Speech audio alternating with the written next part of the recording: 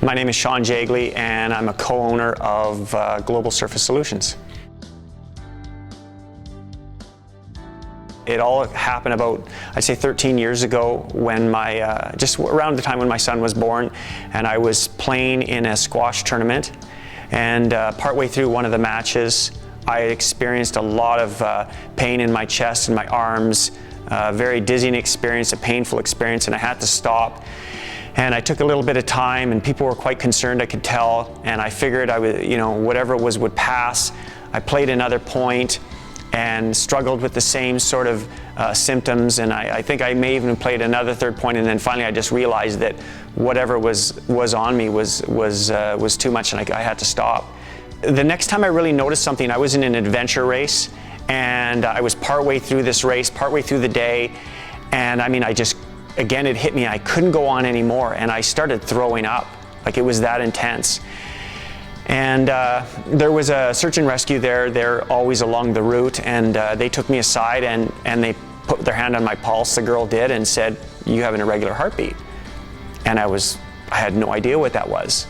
So then I was diagnosed, and I was in seeing cardiologists, and then they passed me on to an electrophysiologist, which studies the electrical makeup of the heart.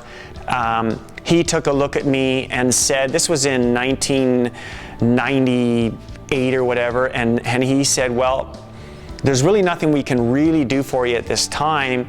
The success rate of a surgery that might help you out, it would be a 30% success rate. We could put you on drugs. They have really bad side effects.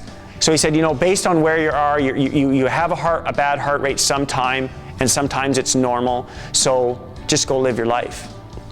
And so that's what I did. And I went and lived my life, and I just continued on and suffered through it. At times my heart would be good, at times my heart would be bad. But over time it just progressively got worse and worse and worse. Then my business partner's wife, who is a personal trainer and a spin instructor, she mentioned to me that there was a girl that was in her class that had this operation, and it was successful. And she says, you should check into it because supposedly it's being done a lot. So I looked into it. I started looking up on the internet and seeing that this procedure had gone from a 30% success rate to a 95% success rate. So I finally went in for my first surgery, and they put you out and they slide you into a room, and it's like you feel like you're in Star Trek, Starship Enterprise in the main hub, because there's computers and people, and it's so incredibly sophisticated. It was really impressive. And they put me out, and what they do in the procedure is they go up inside the femoral artery, the major artery inside your leg. It's very non-invasive. They go up inside with measuring devices and cameras and whatnot, and they also have sticky pads that are 2 on your shoulders, 2 here, 1 here, 2 here, and 2 across here, so that they're X, Y, Z coordinates, so they can map out your heart in 3 dimensions. So they can see, while they're working on you, they can see your heart live on the computer, and they can manipulate the little wires throughout your body and go where they need to go. And what they're trying to do is they're going throughout your heart, and they're trying to find the bad signals that were causing my heart to beat rapidly and irregularly and causing all kinds of problems. And they go in, and once they find tune point exactly where that signal is originating from, then they make a little laser surgery right around the origination of that signal so that it can't get outside of. It's basically like corralling the signals, what they do, and they desiccate the cells around the origination of the signal. But anyways, when they went in, right away they discovered that inside the upper chamber of my heart, in the atrium, there was a massive clot inside my heart.